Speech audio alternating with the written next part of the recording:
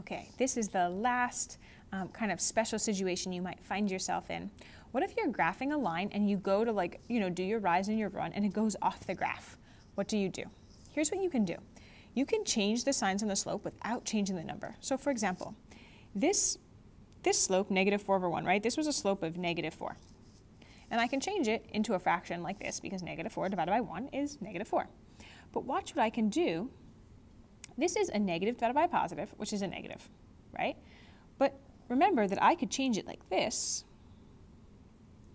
and that would be a positive divided by a negative, and this would still equal -4. So I haven't changed the number here, I've just changed the way it's written.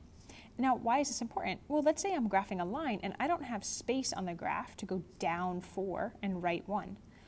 I might, though, have space to go up 4, right, +4, and negative, left 1, okay? And you'll see it, like, for example, on this graph, right? If I plot this y-intercept at -5, right here, and I write my slope, my rise over run, I actually don't have space to go down 4. I run out of space on the graph. So this is where I would use this strategy. I'd say, okay, well, I can't go down 4 and right 1, right? And you can kind of imagine where my line would be. It would sort of look like this, right? If I went down 4 and right 1, it would sort of make this line.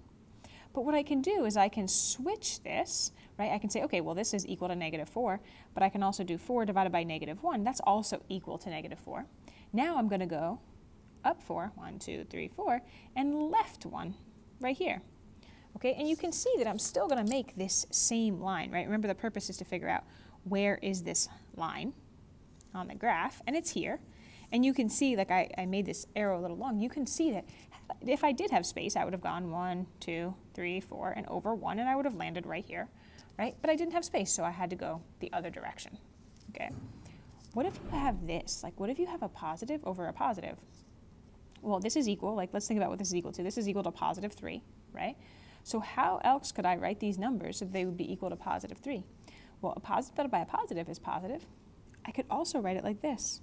A negative divided by a negative is positive, right? This is -3 divided by -1. That's also equal to 3.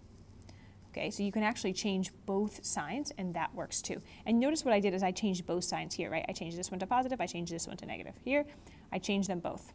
Here, I'm going to change them both, right? I'm going to take this one, I'm going to make it positive. I'm going to make this one negative. And the reason is, right, this is going to be a negative number, negative divided by positive. This is also a negative number, positive divided by negative. Okay, if I have two positives, I make them both negatives because this, right, positive divided by positive is a negative. Negative divided by negative is also a positive. Okay, these both equal positive numbers. Let's take a look at one more example. So here I'm going to graph my y-intercept at 4.